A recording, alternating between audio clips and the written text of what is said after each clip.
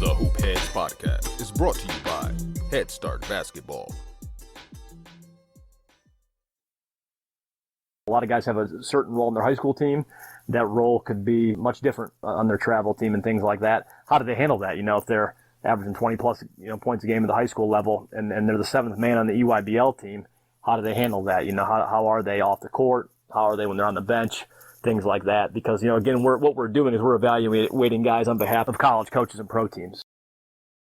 Brad Winton is currently the co-owner and director of scouting for Elite Basketball Services, which is one of the largest men's basketball scouting and event companies in the United States. Brad scouts high school, junior college, and international basketball players for more than 300 college and pro teams. He has directed events featuring many of the top high school and junior college prospects in the U.S. Brad was previously an NBA and FIBA certified agent with the Crowne Agency. He has also written for Slam Magazine, performed scouting for the NBA Director of Scouting, and worked at the Portsmouth Invitational. He spent time as a college basketball coach at Myers University and Indiana Tech, and coached one season with the Cleveland Rockers in the American Basketball Association. Brad played his college basketball at Lakeland Community College and Indiana Tech. Hey Hoopheads, anything is possible this March with our partners and friends at Dr. Dish Basketball. Their Dr. Dish shooting machines are undoubtedly the most advanced and user-friendly machines on the market. Get a huge $2,000 trade-in discount on a new machine in March when you trade in any old Dr. Dish machine. Learn more at drdishbasketball.com and follow their incredible content at Dr. Dish B-Ball on Twitter, Instagram, Facebook, and YouTube. Mention the Hoopheads podcast and save an extra $300 on the Dr. Dish Rebel, All-Star, and CT models. Visit drdishbasketball.com for details. That's a great deal, Hoopheads. Get your Dr. Dish shooting machine today. Hi, this is Todd Kowalczyk, head basketball coach at the University of Toledo. You're listening to the Hoop Heads podcast. If you're looking to improve your coaching, please consider joining the Hoop Heads Mentorship Program. We believe that having a mentor is the best way to maximize your potential and become a transformational coach. By matching you up with one of our experienced mentors, you'll develop a one-on-one relationship that will help your coaching, your team, your program, and your mindset. The Hoopheads Mentorship Program delivers mentoring services to basketball coaches at all levels through our team of experienced head coaches. Find out more at hoopheadspod.com or shoot me an email directly, mike@hoopheadspod.com. Follow us on social media at hoopheadspod on Twitter and Instagram, and be sure to check out the Hoopheads Podcast Network for more great basketball content. Prepare like the pros with the all-new Fast Draw and Fast Scout. Fast Draw has been the #1 play diagramming software for coaches for years. You'll quickly see why Fast Model Sports has the most compelling and intuitive basketball software out there. For a limited time, Fast Model is offering Hoopheads listeners 15% off Fast Draw and Fast Scout. Just use the code HHP15 at checkout to grab your discount, and you'll be on your way to more efficient game prep and improved communication with your team. Fast Model also has new coaching content every week on its blog, plus play and drill diagrams on its play bank. Check out the links in the show notes for more. Fast Model Sports is the best in basketball. Have a notebook handy as you listen to this episode with Brad Winton from Elite Basketball Services. Hello and welcome to the Hoopheads Podcast. It's Mike Klinsing here with my co-host Jason Sunkel tonight, and we are pleased to welcome Brad Winton, co-owner and director of scouting at Elite Basketball Services. Brad, welcome to the Hoopheads Pod. Hey, glad to be here, guys. Thanks for having me. Excited to have you on. I want to dive into all the varied experiences that you've had in the game of basketball. We're going to start tonight just by giving you an opportunity to tell us a little bit about exactly what it is that you do with Elite Basketball Services. We're going to start there and then circle back to how you got into the game of basketball when you were younger. Great. Yeah, so currently, like you said, co-owner, director of scouting at Elite Basketball Services. We're currently based in Orlando, Florida. It's a national group as far as scouting and events go. The company itself, which we'll get into down the road, but I founded back in about 2009-10 when I transitioned out of coaching originally. with a kind of a different intent to where it is now, but we'll kind of talk about eventually how it got to where it is. But currently, as the co-owner and director of scouting, myself and my business partner, we oversee the company. We run about 10 or 15 events a year. A lot of the high school events we do or more of the non-live events, they're down in Florida with all the top high school players throughout the state and throughout the Southeast. Those happen in the spring and the fall. We're also huge in junior college event-wise. Just to touch on the event side first, we run like an April live period coming up here. We run the biggest unsigned events called the All-American Available Showcase as part of our All-American JUCO Showcase kind of brand and company underneath Elite Basketball Services. And that one normally has 200 to 300 unsigned players, all the top high school and JUCO guys this year in the 2022 class. And those guys play in front of usually about 200 to 250 college coaches, Division I and II mainly. And those happen in Dallas and Atlanta coming up in April. Now, those were on pause for 3 years due to COVID. This will be year 3 since the last April live period happened when you come to this April. So there's, I'm sure you guys are aware, a massive log jam just recruiting-wise due to the pandemic. Junior college guys got an extra year of eligibility. And then also the D1 transfer stuff has heavily impacted and slowed a lot of high school and junior college recruiting because the D1 transfers no longer have to sit. So all that kind of, in a way is not a perfect storm, but these guys need opportunities. We kind of provide those always in April. We've done those since 2012, since they first opened those April live windows for Division I coaches to attend. And we've helped over 1,000 guys move on, receive scholarships and things like that. So that's a big thing of what we do too. Obviously it's a major thing is just scouting and events, but the byproduct is you're helping guys move on, receive scholarships to the next level, and ultimately kind of a lot of times change the course of their life, helping them find the right fit as well. Not, a lot of guys may come in with no offers, one offer, things like that, where then they come in and play in these things and have multiple offers and schools interested and so on, and it just gives them so many opportunities. And recently I ran into a guy. One's Alizé Johnson, plays pro for the Pelicans. He played in our JUCO event, kind of where Missouri State first found him when he was at Frank Phillips Junior College. But now he reached back out, and his brother and cousin want to come attend. And then we also had somebody else who's currently a high school AD and a coach, that played only 6-7 years ago. So he just popped up in an event to say hello. So just to see those things are really what ultimately makes it all worthwhile and why you really do it. I know people say that, but it really is. It means a lot to see these guys and totally help them change the course of their career and their path and their life and things like that. So we do those, and in July we do, during that live period, invite only. It's about top 150 JUCO guys. That has 300 plus coaches every year of all levels, high, major, mid, where they can see all the guys in one place. And we do that in Atlanta.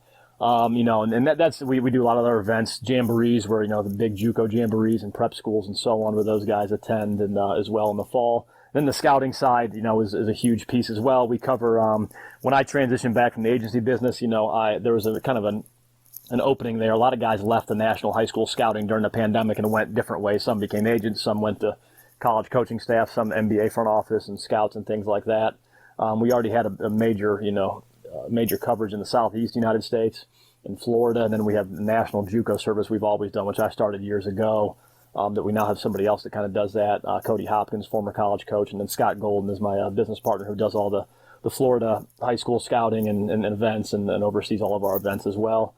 And then on my side now, I'm doing national high school scouting, and really navigating that now as I transition back in January 1st to this side of the business, and also covering college guys as well for a new pro report we're doing, which is a pretty smooth transition because being an agent prior, a lot of contact with international teams and NBA front office and things like that. And I just kept hearing when I was an agent that there was a demand and a need for, independent scouting, because a lot of these guys on the NBA front office level, they're not allowed to go to certain high school events. They're not allowed to attend certain things, and they're spread too thin. And, those staffs, at those levels, people think they have, 70, 80 guys. Some of those, including like Golden State, for example, have, pretty small scouting staff, do an excellent job. They're not massive though. And, we heard a lot of that, and just kind of something I wanted to get back into, to kind of get back in the gym and just evaluate guys and so on. So right now I'm covering high school guys nationally, as well as college guys, and then just helping oversee the whole service. We have about 200, probably somewhere in that range, subscribers, colleges, and then pro teams, and we're expanding the pro stuff as far as NBA international. So that's kind of where we currently stand with things. A lot more to it, but in a nutshell, that's kind of what we do, scouting and event wise. We're going to dive into all that as we move through your story, and we'll get back to some questions related to some of the things that you talked about with recruiting and just how the class of 2022 and 2023, and everybody's being impacted by the transfer portal and the extra years of eligibility and all that. So I definitely want to dive into that when we get to that point. But let's circle back in time to when you were a kid. Tell us about your first experiences with the game of basketball. Your dad was a high school coach, so just kind of walk us through all that. Yeah, basically, like you said there, I was kind of, born into it, luckily. You got to have some luck as well, just, with that type of stuff. And I know guys get into this thing different ways and have different paths. But, so born in the Cleveland area, some Northeast Ohio guy as well. And originally my dad was at New London and then Alliance, kind of down in the Canton, Akron area as an assistant, things like that. I believe the head coach at New London. I was too young to really remember that part. Remember Alliance a little bit, being about 4 or 5 years old, and then he got a head coaching offer at Painesville Riverside there on the east side of Cleveland. And I think about first grade we moved up there, and he was there for years throughout my high school playing career. But back to that, you get to grow up in the gym, so nothing better than that. As you look back in hindsight, that was just normal to me. But as you get older, you realize, oh wow, that was a unbelievable opportunity just to be thrown right into that fire and things like that. And he threw us in there too. 6th, 7th, 8th grade as well.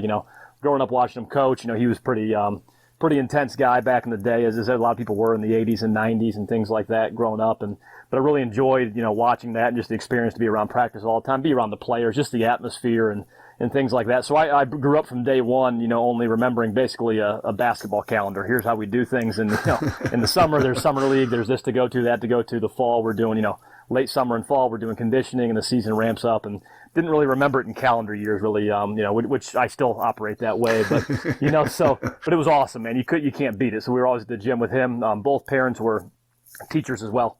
Mom taught in the Mentor, Ohio area, elementary school, eventually.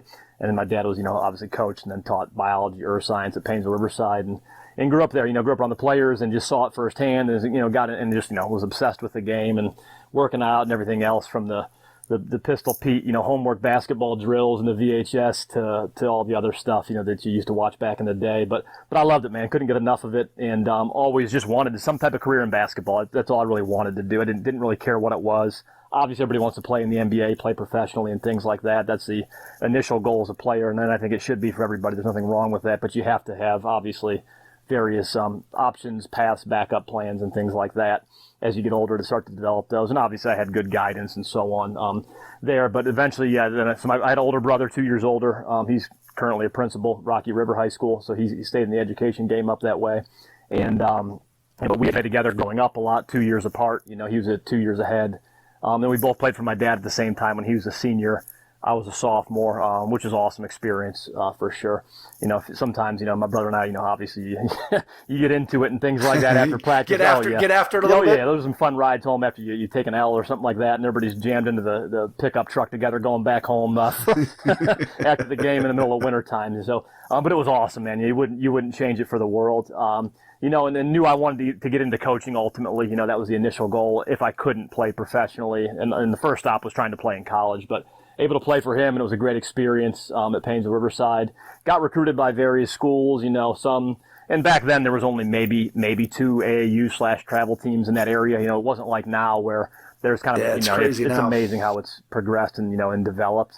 So kind of played for him, and then played at Lakeland Community College. Willis Brown came and recruited me, and it was more so the JUCO stuff, and that's how I kind of first, got a taste of that, which ultimately led to something I would do down the road from an event and scouting standpoint. But that stuff, I met so many good people. He offered me, when I was playing at Riverside, had some NAIs, kind of sniffing around D2s, not pulling the trigger on a full scholarship in a lot of Division III schools, which is high-level basketball, well aware. My dad played at Baldwin Wallace. Grandfather was a coach and an AD, played at Edinboro, and he was an AD in Madison, Ohio. So, a lot of guys, that obviously the family had been all through it and played and things like that. But I wanted to see what happened. I went and watched a JUCO game my senior year and couldn't believe how good they were. I mean, they had Jonathan Burge, who was, running around Mr. Basketball from Cleveland South, and they had, Tito Houston. I couldn't believe it, man, from Glenville. I mean, and I went and watched that game, and I'm like, look, I told my dad, I don't know if I can play here. I really don't. I was just being honest with myself. I couldn't believe how different and how fast that level was, blown away.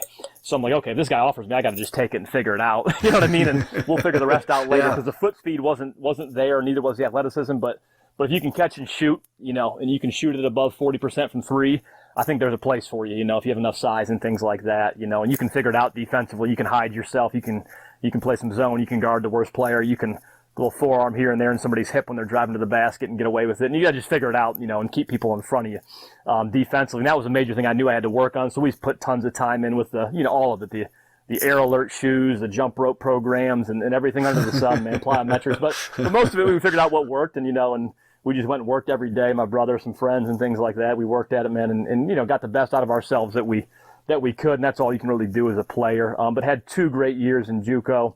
With under him, and met some lifelong friends and things like that. Where's Willis now? Do you know where he is? Because I used to play growing up, and when he was at BW, so he's just I think he's a year or two maybe younger than me, but played a lot of pickup basketball in summertime, like I don't even call it AAU, but they used to have the Ohio Sports Festival and stuff. So his guys with Joe Mackey and Chris Sabula and just the whole crew from BW, and so I haven't seen nor heard from Willis in a long time. I was just curious if you knew where he was. He was in coaching for a while. I actually coached a year with him. We were at which I'll get into in a bit, but at Myers University. It was an upstart NAI right in downtown Cleveland there. I was there with him, and he was director of a Boys and Girls Club in Cleveland and things like that. He actually was at Ohio University, moved to the women's side for a while later on there, and then eventually was out in Vegas for a while doing some things, running some rec programs and things like that out that way. And we actually ended up using one of his facilities down the road for one of our top 100 JUCO events in Vegas years down the road, which is pretty cool, how those relationships stick and things like that. And you end up, kind of keeping in touch, working together. And I still talk to him to this day. He's out west now, though, doing well and, and enjoying himself and things like that. Yeah, and they had some, Jim, I think Dolan was the head coach initially, Jim Dolan at Lakeland, and Willis was his assistant. And then eventually Dolan moved on and he took over. But there used to be some, even the open gyms they used to have in the summer up at Lakeland. I mean, it was mind-boggling to me, but it wakes you up, as a player. If you're honest with yourself, evaluation-wise, I think that's something that guys have to. I think social media has made some guys delusional, and there's tons of great kids out there, and I don't blame them. There's so much coming at you nowadays and things like that. I couldn't imagine growing up in that world, but you go play pickup back in the day and you figure it out, and okay, if I have to deal with these guys and play at this level, I got some things to work on. I better go back home and just get to work. There were a lot less distractions. I really don't know how these guys, I give these kids nowadays tons of credit, man. I don't know how they really handle all this and things like that. You have to kind of grow up a lot faster, I think. And, but it was great, man, there, and love the JUCO experience, again. And we had just guys from everywhere, different backgrounds, things like that. You meet great people and you realize what it is, the JUCO is, as far as a coach and things like that, like what Willis had to do and all these other guys currently do is, it's one of the harder jobs out there in college coaching because not only are you constantly recruiting, you have to move your guys on and win games. It's not just sign guys, lock them in, and then go win. You can win 25 games if nobody graduates, qualifies for Division I, or moves on to Division II, receives full scholarships. You're not doing your job. So there's such a juggling act, and it's a 2-year, sometimes 1-year turnaround if you get a D1 transfer to a JUCO. You got him for 9 months, and you got to move him on while recruiting a whole new group. I mean, it's such a balancing act, and I realize that. I realize the importance of, doing everything I could on my end, on top of on the court, off the court. I stay out of trouble. I have to make sure my academics are on point. I have to graduate on time, and Willis really pounded it into our heads and made us understand the importance of that. Because, again, as you guys know, and we all know now, if you don't do that part in the classroom and take care of business just in general off the court, everything on the court becomes, just kind of null and void and becomes a waste. So, but I saw so many guys grab that opportunity, that didn't have the opportunities I had growing up, being born into a family that, coaches and things like that and so on, and really having that guidance. And they took it and really took it by the horns and used that to their advantage. And he always used to tell us, you have to use the game, it's going to use you otherwise. And that's one that always stuck with me that Willis would tell us. And, you got to make sure you do it, not in a bad way, but you got to take all, get everything out of it that you can personally as well, while also fitting into that team concept and environment and so on, and make sure you're taking care of scholarships, so on, getting your education done. So that was kind of the JUCO experience, but it always stuck with me. I still talk to my teammates to this day from Lakeland and keep up with what they're currently doing. I saw they just lost in the JUCO national tournament, so I kind of keep tabs on that. And I had a few offers out of there, different places and different interests, and had a couple D2 offers. Some things fell through, coaching changes, and then Jason Klein was the head coach at Indiana Tech, which is an NAI out in Fort Wayne. They came to see me play in a regional tournament. His dad was a former coach, Dan Klein, and was also the athletic director at the time at Indiana Tech, and And I kind of told him the whole deal. I'm like, look, obviously I'd like to play professionally, but I understood at that time, I understood what it was. Like, maybe I can go overseas. Because of growing up in a family, dad's a coach, you're going to live in reality. I didn't think I was going to jump from NAI to the to the NBA. You were going Dennis Rodman or Scottie Pippen. I wasn't going to be a manager. You were going NAI, that route. I had no 9-inch growth spurt left in me like Pippen had back in the day, and so on. So So I lived in reality. But I told those guys, I told Jason Klein, and his dad was the AD, longtime coach, like I said, for years at Indiana Tech. They were kind of a staple there. I'm like, look, man, when I'm done here, I really, if I can't play, I'd love to go into coaching. So they told me, they said, look, if you want to do that, as long as you do your part, we'll have a spot for you. Obviously, it's going to be part-time, not much money, but just an opportunity to be on the staff as an assistant once you graduate. So I'm like, okay, listen, I couldn't beat that. Met some guys out there, loved it, loved the NAI stuff. NAI, in a way, can be an extension of JUCO. In a way, you get a lot of guys that are D1 transfers, JUCO transfers, older guys. So it was a good fit. It was a good mix, and went out there and loved it, man. We had a great time. Went to the NAI National Tournament in Missouri and so on. It was an unbelievable experience. I just got lucky, man. Obviously playing for my dad, but really lucky playing for two good college coaches who always kind of held up their end of the bargain, as long as I did, though. I knew I had to do my part. Or they, but that happens often where sometimes the players do their part, and you see that the other end of the bargain's not held up. So I got lucky in a way. Still talk to Coach Klein as well nowadays all the time and things like that. But his dad was huge too, Dan Klein, because he'd coached so long. He was an AD, so he had that extra time to kind of explain how the coaching path can work. You always think, I'm going to go to coach at Indiana Tech for a few years, I'll just bounce to the D1 level and it'll be easy. And it's just 100% the opposite. But luckily, he was honest and told me that. Dan was super straight shooter, which you need as a young coach or late in your college career, just moving into that industry and basketball in general. I think you really need people to be brutally honest with you, and then you know what you're getting into, and you choose to do it. You know what's going to happen. So anyways, had 2 good years there. Had a few low level offers overseas. Just didn't want to do it for a few $100 a month and living with a host family. So I chose instead to make a few $100 a month coaching. And at least you're in the U.S. though. At least you're in the U.S. So it's the first year, but it was awesome. But I was also coaching. It was a weird transition, because obviously you have a lot of your former teammates who you're hanging out with, right, partying with, whatever it is, and after the season's over when you're a senior, and now you got to go back into conditioning in August and September, and you're supposed to get on them, and that was a weird deal. But I also knew my role. I know that wasn't needed for me. So I was there more of a kind of bridging the gap between them and the coaching staff and things like that. And I just saw how any way I could help, I just jumped in and did it, and and really loved it, man. It was an awesome experience. And that's kind of how the coaching career from there, got started. What was the first thing about coaching that, obviously you've been around it with your dad, obviously you've been around it as a player, but when you first stepped out onto the floor and you got your whistle and you're ready to go, what was the piece of it that you really liked the most? What was it that made you say, oh man, I got to keep coming back for this? Yeah, it was really, especially as, a first-year assistant, we had a head coach, we had some, long-time assistants who had been there forever who, those guys, they took care of everything offensively, defensively. What it allowed me to do was, really, like I said, bridge that gap and communicate one-on-one with the players. And I found they actually, oh my God, these guys actually listen and kind of respect you because they know you've been through it. You've played here, you've won here as a player. You've played JUCO like a lot of these guys have. So you've had all those experiences. Got it done in the classroom well enough at least to graduate and so on, especially at the undergrad stuff. But so the first thing that really stuck out was, while you really are impacting these guys directly and from a one-on-one relationship standpoint, that was big. And I really saw that, and I knew how that could grow, especially as I was able to eventually recruit my own guys and things like that instead of just coaching your former teammates. But it was that relationship, honestly. It really was. I was really blown away at how quickly they kind of bought in, listened. But it was because I didn't overstep. I didn't get on them, and I didn't need to scream at them. And they allowed me to kind of do that and not throw too much at me as a first-year guy. And the screaming was taken care of by everybody else. So, I didn't need to do that. But some guys, I think that's what coaching is. I have to jump in and immediately jump on somebody and get in them to prove that I'm here, and hopefully they'll then respect me. And I think it's the polar opposite when you're a first-year guy, and that's what as long as you're not brought in to do that. Listen, sometimes guys are brought in, you're the top assistant, you're 23, it could be a different role. Again, some of it's just luck and finding the right people to work for initially.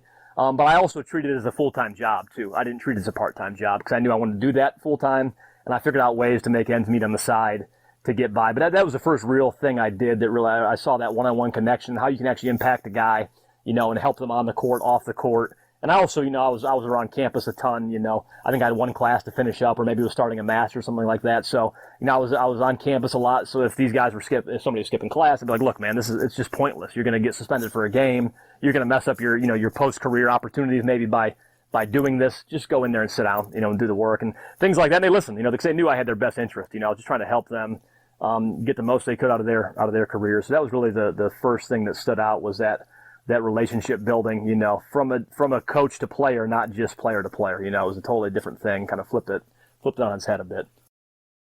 At that point, you were pretty much sold that coaching was where you were going to stay on your career path? Yeah, 100% in. Yeah, both feet in. Did whatever we had to do. Myself, and had a roommate. I think we were making, I don't remember what it was. Our rent was about $500 a month, and we were making about $425 combined. So we had $75 to make up to pay the rent. So, but it was awesome. We to backtrack, growing up, because my dad was a coach, as you guys know, you have summers off and things like that if you teach. So we had a house painting company. So all summer was manual labor. So I'd be playing high school summer leagues, and people would ask me, "Yeah, is your dad Rob Winton?" And I'm like, "Yeah, how'd you know?" Like, "Well, you have paint all over your legs." So, and like, I knew, because my grandfather started that when he was a teacher at Madison, and the AD, eventually a principal, and then my dad did it with him, and so on down the line. So, and that's honestly one of the better skills I've ever learned, is how to paint houses, because that allowed me to survive for years as an assistant coach until I was able to get a full-time job, because not to talk too long about it, but my roommate and I, he's a former teammate. He also was an assistant eventually, and we lived together. And he knew how to repair cars, so we made some deal with a guy in South Bend that if we put up some soffit on a barn, he would give us a van with no brakes, but he would repair the brake line while we put up the soffit. So we went up there. Nice. Yeah, good deal, right? As long as those brakes work on the way home to Fort Wayne. So we go up there and do that whole thing, bring the van back. That became a painting van, so we use that. Any downtime we had, we'd paint houses just to get by. The wintertime, obviously. I mean, there were times we intentionally shut our heat off and just had space heaters to not pay the bill. It was awesome. I mean, I loved it. It was so much fun. It's just, you have no responsibilities except to coach and, right. Do whatever you want. So in hindsight, it was great, but a few cold nights here and there. But again, no complaints. It was awesome. And so, yeah, I was both feet in, man, and then coached there for a few years. Again, and then Jason Klein left the Park University, where he still is to this day, a great NAI Division I school in Kansas City. He's done a great job there, had a ton of success, but his associate head coach got the Indiana Tech job. I stayed with him and kind of bumped up a little bit as far as way more involved in recruiting and things like that. I went hard back in the Cleveland area and even to Lakeland junior college guys and things like that, brought a bunch of them out there. We got back to the national tournament. Eventually became associate head coach. That's when Willis got a job at Myers. Came back there with him just to get back in the Cleveland area and so on there. After that, then Myers shut down. So I took a job, I believe, as the director of the West Park Y sports program, and then coached in the ABA, which was interesting. The modern day ABA, obviously. And the team was the Cleveland Rockers, not very creative. They pretty much stole the old WNBA name and just made it their own. But that also, I ended up coaching former teammates from Lakeland. I coached Chet Mason, current coach at Brush there, who's doing an unbelievable job. He was just back, from overseas for a second. So since we knew all these guys, they came and played, and I got a quick taste of that pro level. I mean, Sam Clancy played a few games for us in between, some 10 days with the Cavs. Guys would come up and down. So it was really cool. Jonathan Burge ended up playing with us for a little bit, so I got to coach one of my former teammates and things like that. But it was awesome. They were receptive. I knew how to handle them, let them do their thing. I wasn't overbearing. But that head coaching experience, it's so hard to get head coaching experience on your resume, no matter where it is. That's the big knock when I applied for head coaching jobs at the Division II, NAI, JUCO level was, well, you don't have any head coaching experience. And I'm like, of course, that's why I'm applying. I need some. That's what I'm trying to get here. That's what we're trying to do here. Right. So, but that gave me that on my resume, though. So even though it was kind of a part-time side gig, it allowed me to go back and take over to Indiana Tech when that job came open. I think that was about 2008, 9, somewhere in there. But that's kind of when the financial crisis happened. They start cutting. I was there for a year. We got different change of people, as far as AD, I think, and things like that. They wanted to stop recruiting junior college guys, kind of, so to speak, just different philosophies and things like that on who we're going to bring in. And I said, look, if I can't do that here, I know that's what's going to win here. If I can't do that here, then I don't need to be here, and so on. And just, during that time, it was I wanted to move on maybe and try something else, in basketball. As long as in basketball, so. At that time, I actually went into the agency business for just brief stint for about a year or two, but just didn't have the relationships and things like that, and so I'm just trying to figure out what was going on. in basketball and kind of what to do next, basically. And that's when I got started in the scouting side of things at that point there and that's kind of when the coaching career winded down. And I knew, okay, this is, it's not as easy as I thought to get a, Division I coaching job or whatever it is. I had a good relationships. I had some opportunities and things like that, but, for some ops type jobs and so on. But I just didn't want to be in the office all day. I wanted to get out. I wanted to see players and things like that. So eventually that's when I first kind of founded and started Elite Basketball Services back. I might have been 2010, somewhere in that range maybe, as soon as I got out of coaching, and kind of put it on pause when I was an agent for a while, but then, came back to it. And initially was going to start just events in Northeast Ohio and do some scouting in Ohio and things like that. But that's when, honestly, when Twitter really exploded, and that helped a ton. That's when all those sites were really blowing up, from Scout.com to Rivals. But I realized, after playing JUCO, recruiting JUCO guys for years, that there were some JUCO events, of course, and guys did a great job with those, but nobody covered it from a media standpoint, offers, recruiting, website standpoint. And that's kind of when I founded that JUCOrecruiting.com. Grabbed the Twitter feed and just start interviewing guys that are junior college guys, started posting the offers, their recruitment, things like that. And it grew rapidly, from there. And of course, with a scouting service attached to it. It wasn't just a, kind of a media or Twitter company. It was initially a scouting service, but that helped. It's so much easier now to draw attention to your business if you know how to use it properly on social media. So that was, 2010, 11 back then. We really got it going and just added the All-American JUCO Showcase piece to it. And that's when I started working with current business partner who had the Florida high school thing really locked down and kind of merged the two, and it took off from there, at that point. How many games are you watching a month, a year at that point? How many games are you getting out and watching? Obviously now you can not only watch games in person, but with everything being, whether it's Huddle or Synergy or whatever schools are using, but just how many games were you getting out in person when you initially started scouting? As many as possible. We got down to a ton. The good thing about junior college was, even back then, was number one, the NJCAA did a great job of having things organized statistically online, which now is common, but back then it was rare to find, legit stats. Everything was up to date. They had, pretty good video even back then, back in the day, but as many games as everywhere, went to summer events, we hosted our own events, which helped a ton with just getting to know the players off the court, because you run an event, guys check in the day before, you get to know them, you get a feel for them, you watch them play, you can really step aside and talk to them, unlike you can during the regular season. Then the regular season, I was all over the place. I don't know how many games per month exactly, but there was a lot of holiday tournaments, which is great, to have 8, 10, 12 teams in one place. Those jamborees are just unbelievable for scouting. The preseason jamborees, we get to California because in NJCAA you have NJCAA Division 1, 2, and 3, and then you have California's completely separate, and there's tons of JUCOs in California. They don't offer scholarships, but there's a lot of high-level kids there.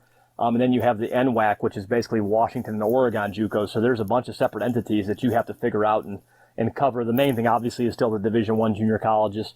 In Division II NJCAA, but we found a lot of good ones in California and so on. But again, they have preseason events where 50 teams play in one location for 3 or 4 days. Then you bounce to another city and go watch 10, 12 teams, sometimes 24 teams, sometimes as many as 60. We have to narrow it down and just, of course, from a scouting perspective, hey, I want to go see these 20 teams over the next 4 days and just pick those and focus on the regular season just all over the place. Regional tournaments were great, national tournaments. Right now they're down, I believe, to the final 8, final 4 tomorrow in Hutchinson, Kansas. Used to always go out there, and we still have coverage of that. I don't do it myself, but a guy does our junior college stuff does now. So just a ton of games, as many as you go to, relationships with kids, junior college coaches, as well as Division I coaches and things like that on the scouting side. So, but there was a massive need for that from a recruiting standpoint, a website, social media. And honestly, it sounds crazy, but a lot of it was due to the ability to get information out quickly on social media, Twitter and things like that, as it really started to explode back in, 2009, 10, 11, and so on. And then we just kept expanding the event piece to it, and it grew rapidly from there. How'd you build the first event? So when you're looking at it, you're saying, okay, here's an opportunity to get these JUCO players some exposure, to be able to help them, to be able to put them all in one place so that college coaches can come see them. How do you go from, all right, that's a great idea, to we got to find a venue, we got to make sure we get the right players there, we got to get enough players to be able to have the event be worthy of having a bunch of college coaches show up? So what's the process from idea to, hey, we're actually going to do this and we're running Right. Yeah, great question, because that is the event operations and planning, I think, are one thing that people really discount, and that's really the hardest part is number one, just the event operations themselves, like you said, the venue, the officials, the trainer, what else is required, how do we certify it with NCAA, just all of those things so Division I coaches can attend. And then the next piece is you can certify whatever you want, but if you don't have players there, nobody's coming, and you're going to fall flat on your face. Exactly. You know what I mean? Because college Absolutely. coaches don't care. You may be friends and you may know them, but they have a small window. So they need that player list early, and they need those guys to actually be there when they arrive. So I knew that early on, though. So what I did, luckily, was spend about 2 years, a year and a half at least, just only scouting, getting a feel for it, researching it, and then growing the scouting service itself. And again, going back to that media side, and I also, on my own time, wrote for Slam magazine as well. They had, just for free, but to cover JUCO guys, because it was a big presence. Slam, it's kind of popped back up nowadays and is really big again, but back then it was pretty big as well. It was big when I grew up, so I wrote for that. I did anything I could to help the JUCO guys get exposure, help connect them, just publicly with the largest platform possible. And I think that allowed them and their coaches and so on to trust me, and also being a former coach, a former JUCO player, and I knew a lot of these guys anyways from coaching and recruiting their kids. So they trust you. You kind of have that background of it's not just somebody randomly calling that's going to run an event out of nowhere.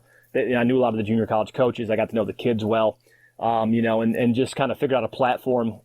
And what we did also, from going back to the original question, was we made sure initially that we were in cities that had other massive events. EYBL, we went to Augusta and did it during the Peach Jam. Guys are coming over no matter what early on, and that was big because coaches are already in town, so it's much easier to pop over, if you're already there than fly somewhere and hope it's a good event. We ran one in Orlando. That was back when they had kind of that rolling live period in July as well, where you're kind of just out there for 3 weeks figuring it out, and coaches were exhausted at the end, and you finish up in Vegas and so on. So what we did was split it in half. We'd only use one court only initially, to give it kind of that, more of an all-star game feel, but much easier for coaches to evaluate on one court, so you're watching guys come through, 10 per team at a time, playing 40-minute games. And then we kind of did that, only invited 80 to 100 kids and just ran that July event. We already had run, though, Florida high school events for a little while. My partner had already done those. So we had that event operation experience outside of the live period, which is a little bit less stressful, still a lot to do, but we understood the process of getting, facilities, insurance, referees, things like that, well in advance, trainers and so on, to keep it very professional. And then we just kind of threw that JUCO piece on there, got good players, worked all year on it full time, inviting kids early, and really got a good group. And you just pump those lists out nonstop. You go to other events and make sure guys know about your stuff. And that was still tons of word of mouth, back then, just getting out to other things in advance, telling them what we're doing. But again, like I said, ultimately, when you pump that player list out, your committed list, and guys can trust, they call those JUCO coaches and kids and say, hey, are you actually going to this? The kids all say yes. They show up. But that was probably the most nerve-wracking time you have running events is, kind of wondering that first year, hey, we got a live event, the list looks good, but is anybody going to come? And then that, right, exactly. It all sounds good, it's easy, and you get that week of, like, oh boy, there's a lot of events going on and things like that. But that, once that first one got off the ground, and we did Orlando and Vegas, and then the following year things kind of shifted on the recruiting calendar. We did Augusta and Vegas, and we're always in the Southeast and then Vegas for years until they changed it again kind of during COVID. But so anyways, we did that for years, and then during 2012 they opened the April live period, and everybody else was kind of running to do travel team / AAU events and things like that. We're like, look, April's a perfect time to do events for available guys. And we started those All-American availables kind of attached to our All-American JUCO showcase from July. So everybody already knew the brand from July because they were so good in July. Added those April events on during the live period. And, the first year I think we did it in Atlanta. And, we had, I think, 120 coaches, which was a lot back then, show up to that for about 100 available guys. Now we get anywhere from 240 to 300 available guys and, 200, 250 coaches at those events during those live periods, now. So yeah, it takes time to grow it, but I think we kind of made the right decisions and grew it the right way, for years there. And then, I did junior college scouting that entire time until I eventually transitioned out in about 2016, 17 to be an agent.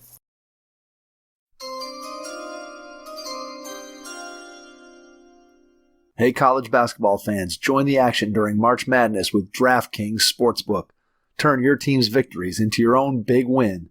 New customers can bet $5 on any team to win and get $200 in free bets if they do. It's that simple. If they win, you win. If Sportsbook isn't available in your state yet, you can still join the college hoops action with Draftkings Pools. Everyone can play free pools all March long for a shot at a share of over $250,000 in prizes. Simply join a pool and answer questions like, who will make it to the next round and who will hit the most three-pointers? Then track your results. Download the DraftKings Sportsbook app now. Use promo code HoopHeads. Bet $5 on any college hoops team to win and get $200 in free bets if they do. If they win, you win with promo code HoopHeads this week at DraftKings Sportsbook. 21 and over. Restrictions apply. See show notes for details.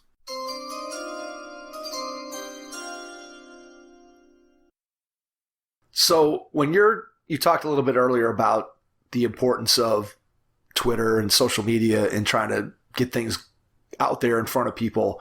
How did you go about just learning how to use it? Obviously, it's a new tool and you're just trying to figure out, okay, what can this be? How can it help our business?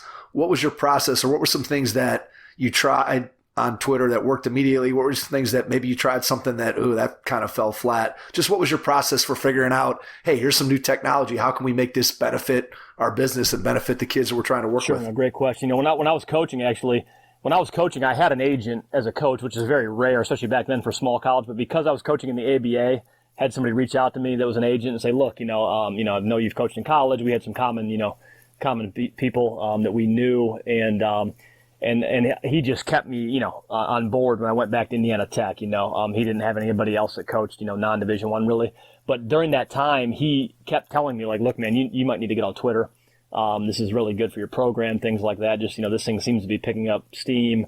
Coaches are reading it a lot now and things like that. So I always had it in the back of my head, initially just from, hey, let's promote our program here at Indiana Tech and things like that. A great way to get information out to potential recruits and so on. 'Cause I see a lot of guys at that age were, starting to use it as well. High school guys, JUCO guys were all on there and so on. So initially, I was aware of it then, but I had no clue, how big it would become or the importance of it long term. But then transitioning in, I'm like, during my downtime, kind of in that overlap between coaching and figuring out what to do, one thing I did that's been one of the most important things ever was taught myself how to build websites. So like on WordPress, things like that. So I just figured it out eventually, trial and error. And then that's when I built that site to attach it to the Twitter feed. So that way I had a place where I could, put content for interviews and things like that when I reached out to those guys and so on. So as you know, back then, like just on Twitter wasn't good enough. Now nobody seems to even care about a website. They just want to read tweets and so on. It's kind of flipped upside down. But there's still people that go, I think this forum is better now to have longer conversations about things and so on, and people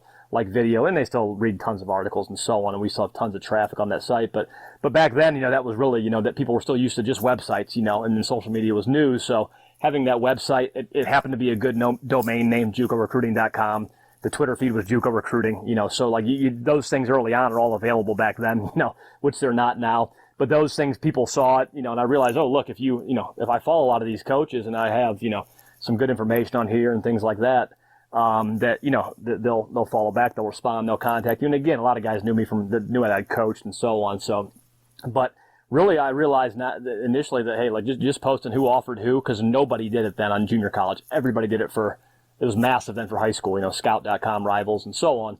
Obviously, ESPN has been huge over that whole period, but everybody's doing that. So the formula was already there, just nobody did it. It was just a wide open, category nobody had touched yet. Whether it's luck or just finding the right spot. And all of it stems from, going back to playing JUCO, recruiting only JUCO guys really, and things like that. That's really all I knew. We didn't recruit a ton of high school guys ever or anything like that. So that's all I knew. And there was some trial and error, but not much, honestly. I just knew that worked, their offers, and then just doing some interviews, what they're looking for in a school and things like that. That would drive traffic because the fans at the next school at Division I want to read it. Obviously, the coaches want to read it and see who's offered who. And just, and just also just when you're at games, which we still do when you're evaluating guys, and the main thing you're doing is, just kind of privately evaluating, having your own notes and things like that. But obviously just tweeting, about posting on when now it's, Instagram everywhere else too, but just kind of where you are, what you're doing, who you're seeing, who stood out to you, that kind of generates interest, traffic, and so on. And then you just take it from there and, you kind of sell the scouting service and so on. But it really all went hand in hand and still does to this day, between the events, the scouting, and then that media side of it. So those are the main things we did, though, and it just took off from there and grew the following.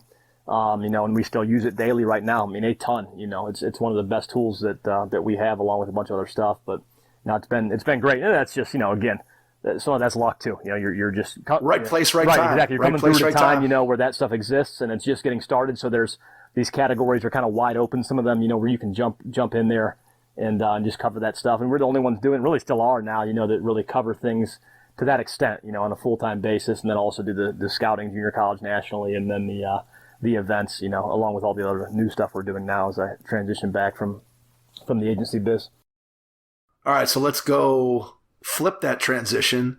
So you're doing the scouting, you get this whole thing started. It seems like it's starting to really turn into something, and then you flip and decide, all right, I want to go into being an agent. What's that process like? Why? How? Was there a thought that you wanted to go back to coaching? Were you still looking for coaching jobs at that point? Just what was the process to make that the next step? Yeah, so, as I touched on before, when I first left coaching at Indiana Tech, I dabbled in the agency business. I liked it, but I didn't think I had the contacts at that time, just coming from an NAI and things like that, different coaching experiences I had. It just wasn't enough from a relationship standpoint to really get higher level clients at least. But in the back, something always what I enjoyed doing at that time, eventually maybe wanted to get back into if the opportunity presented itself. But things were going well, really well on the JUCO side. Some people thought I was nuts for doing it. But my thing is, when you got to roll the dice if it's something you want to do, to see, kind of how that goes career-wise and so on, and pretty much ended up doing almost every job in basketball by this point. But, I had a lot of guys ask me, a lot of players. That's what it was. I ended up knowing so many high-level players from doing the junior college stuff that went on to high majors that were getting drafted, playing professionally, always unhappy with representation. A lot of college coaches, of course, have become so close with so many college coaches over the years, represented players and college coaches. So when I was an agent, that was a big thing too. It was the coaching division that guys kept asking, and I knew that business was in a stable place, that if my business partner, I made sure he was good to go, kind of just sold my portion of the company, because you obviously can't do both. You can't be an agent and run certified events and do scouting, because of all the rules, agency-wise, NCAA-wise, and things like that. So, he had hired somebody to kind of do junior college to make sure it was a fit and things like that. And, it was a good time for me. I just wanted to experience that and give it a shot before, sometimes if you don't do it, you're never going to do it, so. Right. And sometimes you got to roll the dice. And if it doesn't work, it doesn't work. You figure it out down the road. But, I rolled the dice. I did it. I loved it. But, really, so that transition there, it was pretty smooth. I mean, the first guy I signed was a former guy that played one of our events, former JUCO guy who had a great career Division I. Signed him in March. I was out in Vegas at all the conference tournaments out there, kind of looking at guys and things like that, and so on. Unfortunately, I first transitioned into, when you get certified, you have to have a FIBA license and an NBA license. Normally, with the NBA, you would just pay your fee. As long as everything checked out, they'd give you your license. So, of course, the year I go back, they install a test in New York City in Times Square at their headquarters. So what did that entail? What's that test look brutal. like? I've never taken a bar exam or anything like that, but I've heard it's not that bad, of course. But so what you do is the test is on the collective bargaining agreement, which is 600 pages maybe for the NBA. So that whole business would not have worked if I didn't pass the test. So I pretty much had to move on from the other business, become an agent, but not announce it because the test is in the fall. You get your results a month or two later. So yeah, a little stressful there, but no pressure there. It was a bit of stress there, but did well on it, passed it, and then got that NBA license, FIBA license, and then you're off and rolling. So having that balance of coaches and players was ideal for me, though. It wasn't because representing coaches was great because it's like-minded guys. You've known them for years. You're just helping them get coaching jobs. You help them with the resume stuff and things like that. There's a lot more to it, which we can touch on. But basically, having that balance, I was comfortable. I didn't feel like I needed to go get 10 to 15 players only that first year. I knew I'd have, 10, 12 coaches already signed and sign a couple players. Take it slow and make sure those first players are really taken care of. Because if you can't get those guys jobs, mostly, internationally that first year, the thing's going to fall apart. If you can't produce that and the coaches can't trust sending you guys, or the kids don't trust signing with you, and at least recommending you and the coaches and things like that, the players always make their own decision ultimately with their family. But having those relationships help. But, year one was stressful, because you got to make sure those players are placed, things like that, but we got it done. We got those guys overseas. All the coaches were set, and going into year two, I was really comfortable with it, and I realized quickly, though, how hard it was going to be to potentially get a draft pick or something like that. We got really close a lot of times with first rounders. You get down to the final two and somebody comes in and they have, 10 all-stars on their client list. You're obviously going to get steamrolled. That recruiting game. It's not easy, but it was a great experience there. But I realized quickly I had to shift, and it goes back to scouting and evaluation then, which I'm doing now and for good basically. But had to find guys that were under the radar, we didn't take on any investors, so it was all self-funded. So make sure it was cost effective because everybody needs training in the off season. A lot of guys, there's a lot of things they need to make sure they're ready to go for that pro level. Because as soon as that college season ends, they're done. They might be moving back home.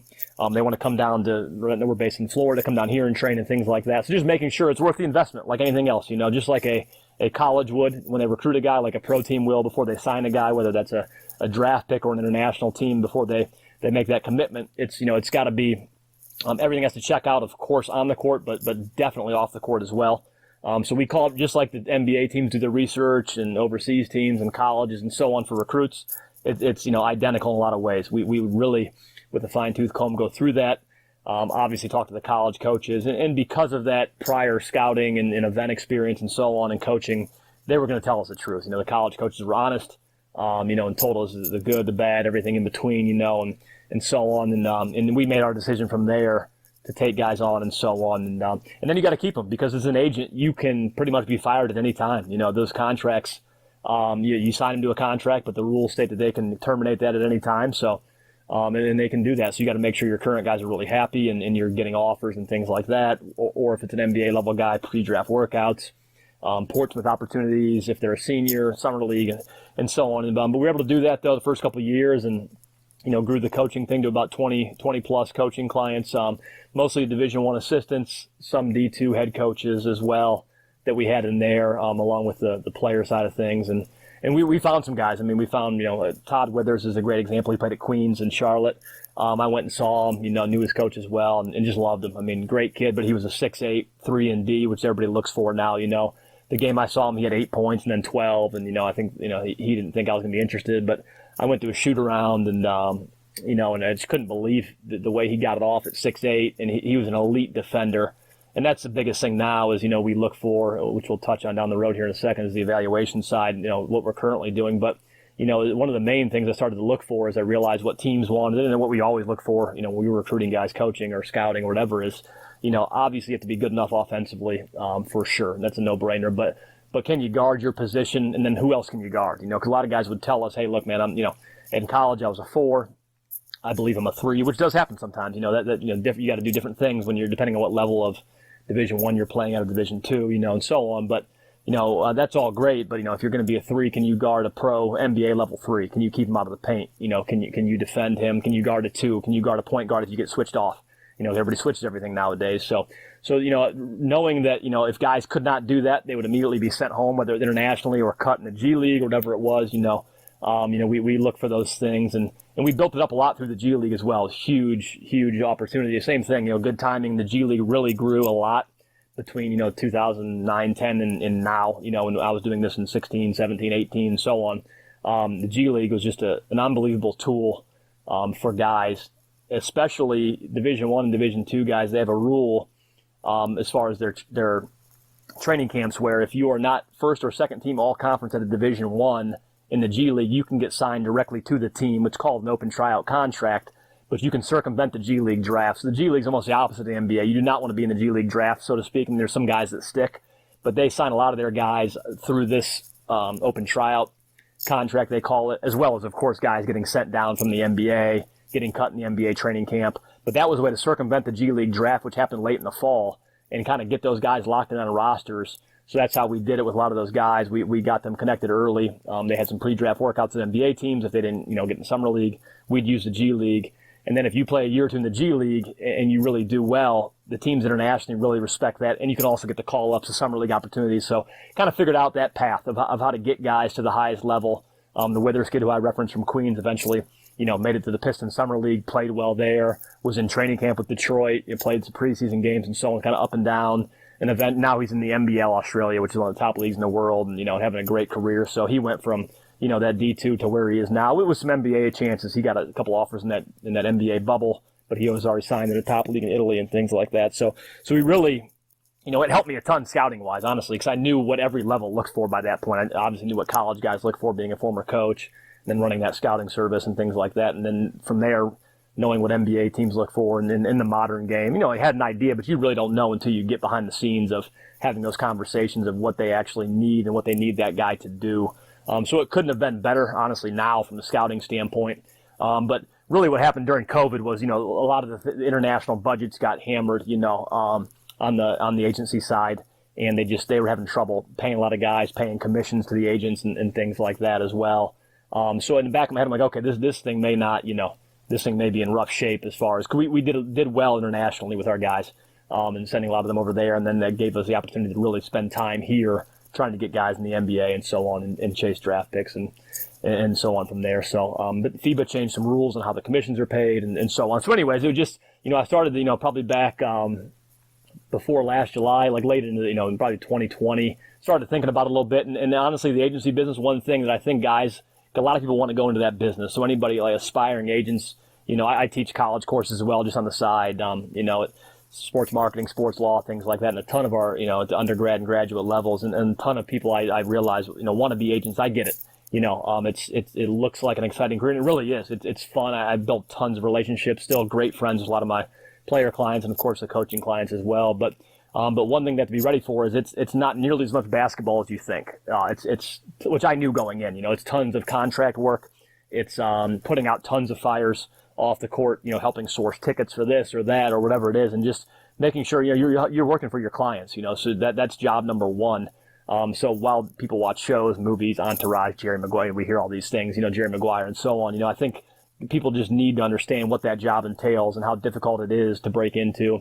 And if you're younger, the best thing to do, I would say, for any aspiring agents is try to get on with a established agency, preferably if you can get on with a large one, great, or at least a smaller one where they give you more responsibility, internship wise, things like that. I think that's huge to make sure that's what you really want to do, because it's night and day from coaching or scouting or things like that. There's definitely that piece to it, the scouting piece. You're breaking down film for your current clients. I love that part of it, but you got to chase guys, you got to recruit, and you have to also keep your current clients happy, and you have to understand the contracts and understand all the international leagues, understand the dynamics of what's going on over there as we see right now, like the Ukrainian league, for example, is a very good league. It's well-respected guys leaving. There's multiple EuroLeague teams in Russia. I mean, just all these different things. And you have to understand you can't just give a guy any job. You have to do your due diligence and research to make sure that's somewhere you would send your own kid, your own family member and things like that, and understand the international dynamics and just international business in general. Everybody has different, business practices, whether it's Europe, Asia, Australia, South America, just different things. Understanding that and respecting that, as well. Respecting their culture first is important as well. And having an understanding of what they do and doing that research. And we did that, and we have great, relationships, still good friends with all my partners I had overseas. So I wouldn't change it for the world, but just, kind of during that time with the pandemic and stuff, we had guys that had to rush home, and that business became, it became a lot to do. So I started thinking, look, I would really want to get back in the gym, and just be in front of, be around the game, like I had been in the past.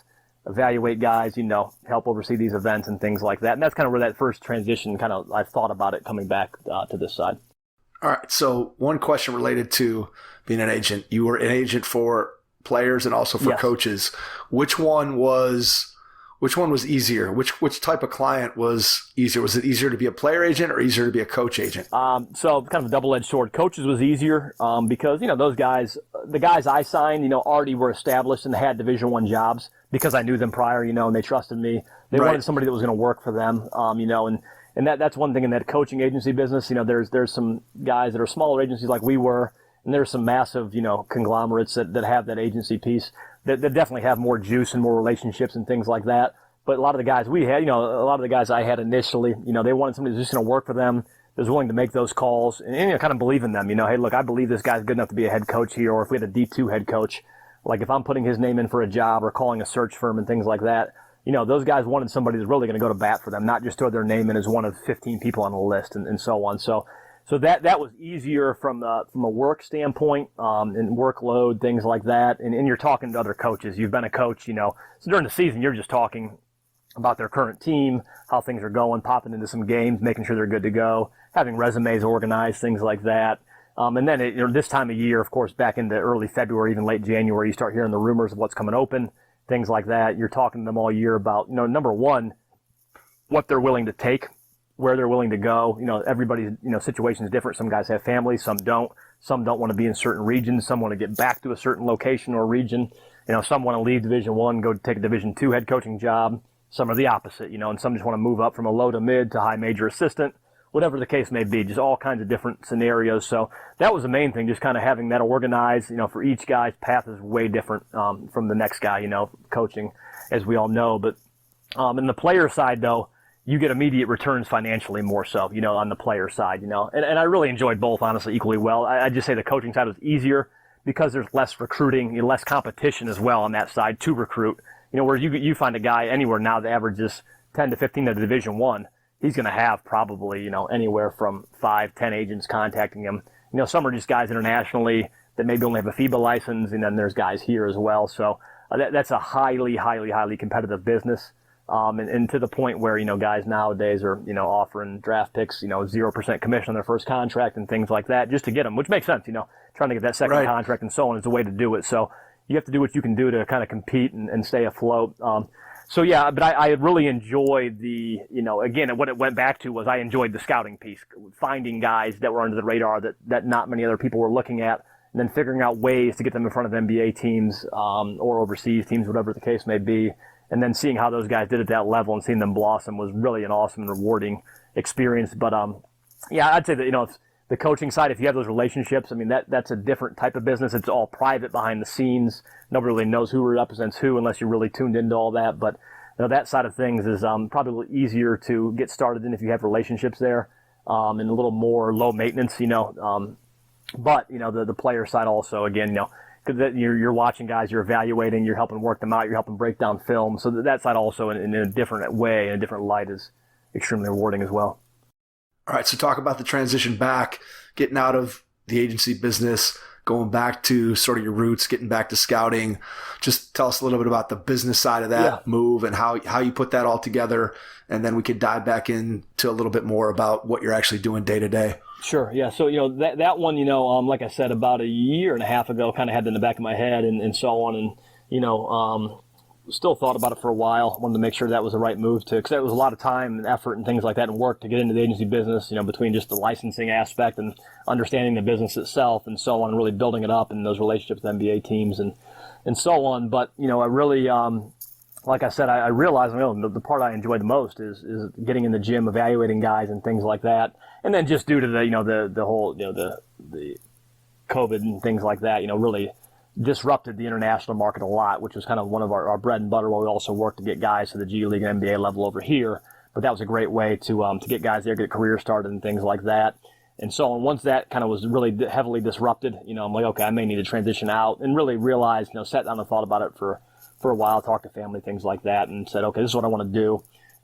So, and then just kind of started working on making that transition back, called a former business partner, told him what I was doing, and we already had somebody at that time covering, the junior college stuff and so on. So things were already set, and it was an easy transition back. It took some time to really do it, get rid of all the licensing, things like that, and so on. But, I thought about it, and then, before the season here, I just pretty much October through November, December, let all of our coaching clients know well in advance so they had time to find new people, let the players know. But we made sure every player had a job first. They were all signed, they were good to go. So nobody was left hanging. I wanted to make sure it was done that way and done the right way, where everybody, hey, these guys all the players they're lined up, they already have contracts in place. So that way, when they transition to a new agent, they're already under contract. So it's easy for them, easy for the new guy, whoever they choose to go with.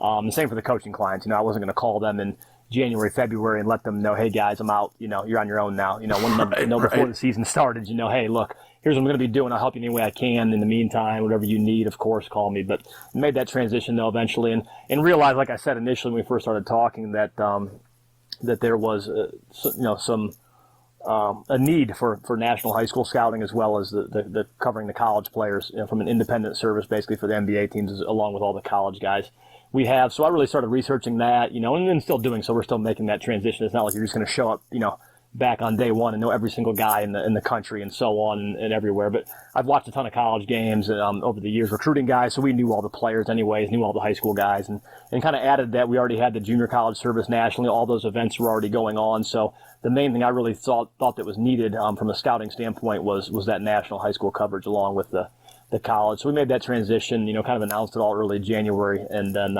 hit the ground running really ever since, and just getting out to games, getting out to high school tournaments. And honestly, it's amazing how much that landscape has changed as well, because there's, luckily we're in Orlando, so you have so many high-level teams in Florida, the IMGs and Montverdes of the world and things like that down here. So you see so many high-level prospects just come through, so it was pretty easy to get started.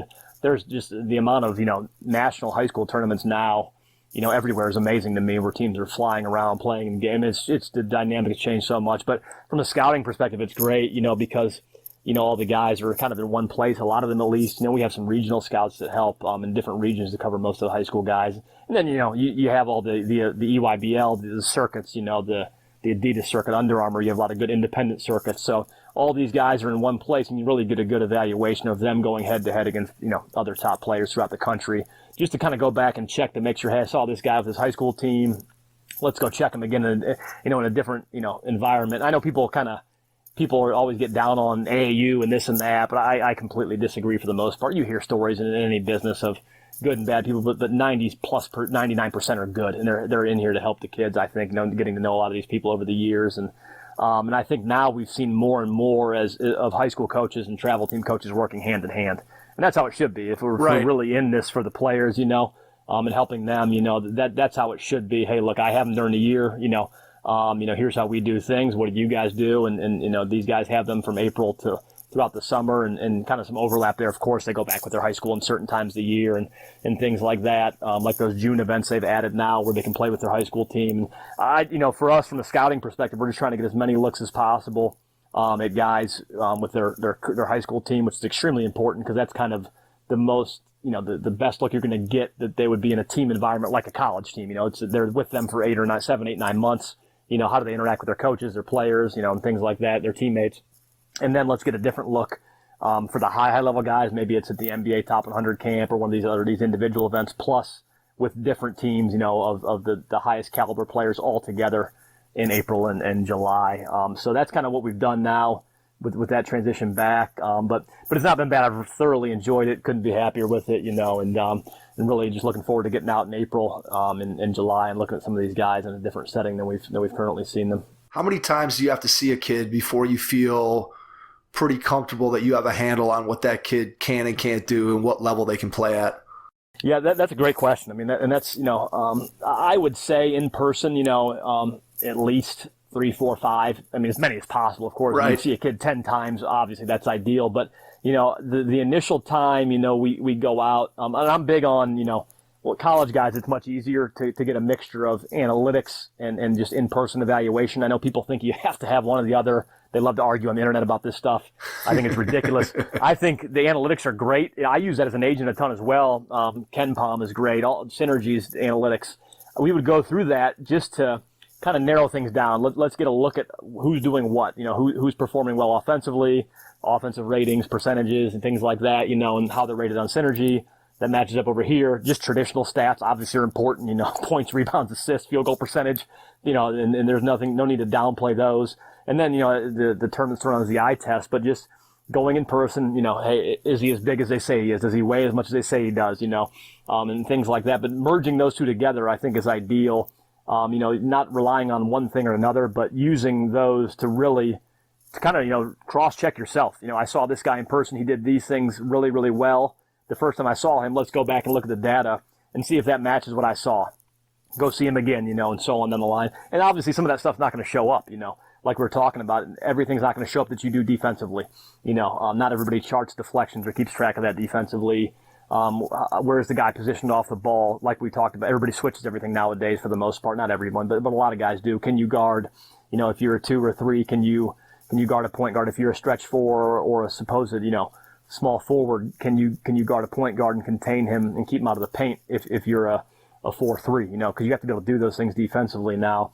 And you always have, but especially nowadays with the ball screen action, the switching, and so on, and different coverages. So just looking for those things. But I'd say, you can get a good feel 3 to 4 times, but it's nice to see them, with their high school team 2 or 3 times during the year, which is pretty easy to do nowadays, especially for those national level top, 100, 200 type guys. But also go into other things and finding those under the radar guys like we've done with the agency and things like that. I mean, we've seen this over and over again. John Moran, whoever else it is, not highly ranked, heavily touted as a high school prospect, but those guys are out there as well, and they need to be located, evaluated, and kind of found and things like that. And the same as everybody else does. And then also mixing that in and going to watch guys in April and July and saying, okay, I saw them with the high school team, depending on who they play with. If they're at a high level, prep school, things like that, you're going to see a similar level of competition as you would, kind of in the EYBL or Adidas or Under Armour circuit and so on. But just getting a different look with different teammates, maybe they have a different role. A lot of guys have a certain role in their high school team. That role could be, much different on their travel team and things like that. How do they handle that? If they're averaging 20 plus, points a game at the high school level and they're the 7th man on the EYBL team, how do they handle that? How are they off the court? How are they when they're on the bench? Things like that. Because, again, what we're doing is we're evaluating guys on behalf of college coaches and pro teams. So we need as much honesty as possible about what we see and relay it to them, and then allow them to make educated and informed decisions with their team. Because ultimately, as a coach, too, it's their team. We're not deciding for anybody, but we're narrowing that down. We're providing detailed reports, painting that picture, providing a projected level of where we think they could play and do well. But as you guys know, everybody's system is so different, so we want to make sure also that ultimately when those guys go out to see them, they make that final call, of course.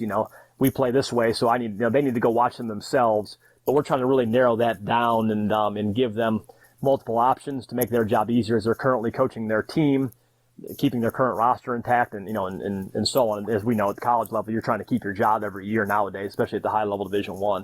So they have a lot of things to do with only, a head coach and 3 assistants that can get on the road.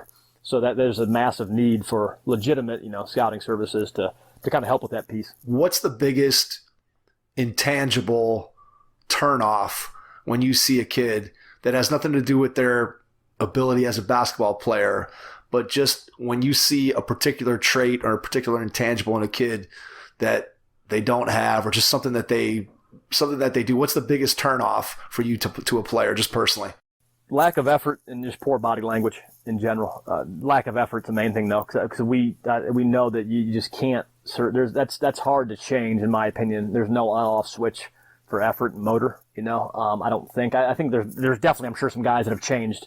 I mean, and I'm not saying you write them off for good. We've seen a ton of guys who people have written off, and that we've evaluated in junior college, and they figured it out, and they turned that back on, and they realize, whoops, if I make this mistake again, my career is done. So I'm not saying that's the end all be all by any means, but just the biggest initial turnoff when you walk into a gym, first time seeing a guy, if they're just, and I say lack of effort, usually it ends up being lack of effort defensively, on the glass, away from the ball, defensively standing straight up and down, not ready to play, not in position, because that stuff's hard to teach. You don't have guys very long, especially some of these guys we're evaluating that could be a one and done, a two and done, or at least need to be an impactful player at any level, Division I, II, whatever it is, right away. Whether it's a freshman or a JUCO sophomore or a JUCO guy transferring in as a junior who completed the sophomore year. But those are the main things. Just lack of effort, poor body language, coming off the court. Coach gets on them. How do they handle it? Those things, they sound simple, but again, it's very, very difficult, in my opinion, being a former coach as well and just watching guys over the years to, once a guy's maybe a senior in high school, it's hard to get somebody to play harder once they first arrive at college if they're haven't done that, So that's the biggest, I'd say the biggest turnoff. All right, let's transition to the business side of that. What are the different revenue streams that you have as the owner of a scouting service? So yeah, you're out on the road, you're scouting, you're doing all this stuff. How does the money come in? Yeah, so how it works is, you have to have a NCAA certified scouting service, so you have to get approved through the NCAA for Division I institutions to purchase your service. So it's just an annual subscription, and same with a lot of non-D1. And those are your major customers, of course, because they have larger budgets, and they're the ones kind of recruiting on a national and international scale.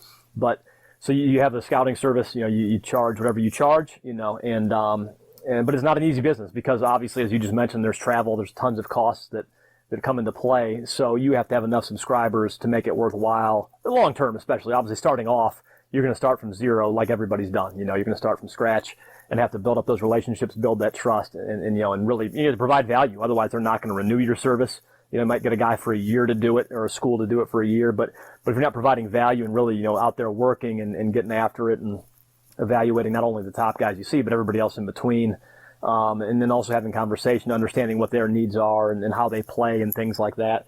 So that's, that's important. Obviously that's a major revenue source for scouting is subscriptions from colleges and the pro teams if you're able to do that, and they can purchase it as well. The format's different. They don't have to get, certified through anybody else like NBA teams, overseas teams. They can just buy it at whatever rate your pro level service is. But those guys want information as well. They want information on high school guys, JUCO guys, and everything in between as well, because they want to know about guys as far in advance as possible on the pro level as well. So there's a big market there. But again, you're not just going to walk in and somehow, get the Cavs to buy your service. Right. How the heck do you even get a hold of those guys? I mean, it's not like they don't post their phone and email online, that type of stuff. So. In the college stuff, again, you got to get out there, though. You got to be there in person, and I think, with us, knowing the players was a big advantage. Like, you know them well, you cover their recruitment, so you kind of know who's involved with them. Like we talked about back to the original stuff with the social media and so on. Everybody does that now, so it's not as much of an advantage. But yeah, with scouting, that is your revenue source. There's really only one. We don't do any stuff as far as like the media side, as far as online subscriptions or monthly subscriptions, just for the general public. Where you're posting stuff behind the paywall or anything like that. So it's strictly, our websites and social media pretty much just support our scouting and events. But that is the way for scouting. We have different levels too of, the coverage you can get, what you can get as far as the different databases we have. Ours is all an online database. So, and plus reports we send out, previews for tournaments to get guys organized and things like that and so on. So they kind of know what they're looking at in advance. So, but yeah, that is the revenue source for scouting is you have to get schools to pay for it, get it certified, and so on, and then hopefully, if you're lucky enough and do a good enough job, you can eventually get pro teams in the mix as well. So you jump back into this thing now. Where do you see it going in the future? Have you thought about what things you may want to add? Do you think, hey, we just got to build what we have? What are your thoughts in terms of the future and where you guys are headed or maybe headed? Yeah, sure. No, I think really what we're doing now is I've come back is I think we've added plenty, with me coming back. And that's all we've added is what I'm doing basically, and everything else is still in place because it was going extremely well, So, yeah, what we're doing now is just really, continuing to grow everything we do from the events, from the junior college and things like that, as well as the scouting, and then just really adding this national scouting piece and then covering the college guys. And that thing's, that thing takes time as well, because when you jump in, in January, February, obviously the NBA teams, they have an idea of who all these guys are, but that's more of a long-term thing, looking at high school guys, underclassmen, and so on. It's really growing the scouting service portion, the national high school portion, and as well as covering the college guys. And then just not maintaining, but really, doing an excellent job of making sure that everything else we already have in place that's going really well continues to do so, so making sure any ways we can expand the events to enhance them, make them better and things like that. Maybe a new location here or there for something that's already going well that we've already done in different places, and just kind of expanding that piece to something that already works. We're not one either to try, tons of new stuff. Everything we have already, does well and is going extremely well. So I think the main focus is just really growing this other aspect, because obviously when you're doing national high school, you have different guys that recruit different people. So, there's different schools that only recruit, high level high school guys, and there's only certain schools only recruit JUCO guys and everything in between. So that's the main focus, is just really to, number one, make sure everything that's currently in place continues to do what it's been doing for years, while also adding this, this high school and college piece to the scouting service. All right. How can people find out more about what you're doing? How do they connect with you? Share social media, website, everything that you need to share. And then after you do that, I'll jump back in and wrap things up. Sure. Awesome. Yeah. So, again, our general company site, elite-basketball.com, that's kind of just a comprehensive overview of what we do. Some of our high school events and things like that are on there. Personal Twitter feeds, just my name, @BradWinton. The other stuff we do on Twitter mainly is the JUCO stuff, at JUCO Recruiting and JUCORecruiting.com and so on. And then the JUCO Showcase is at JUCO Showcase. That's for all those events. And those are the main things we have online-wise there. Those are kind of the main things we do. Good stuff tonight, Brad. It's been awesome. Really appreciate you taking the time out of your schedule Likewise. To join us and jump on.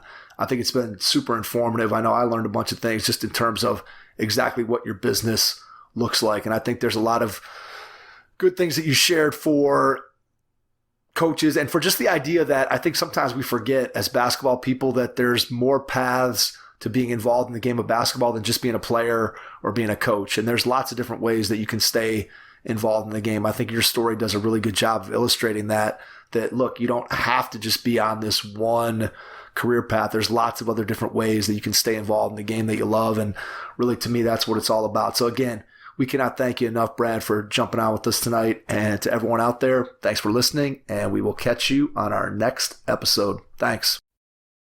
Thanks for listening to the Hoop Heads podcast, presented by Head Start Basketball.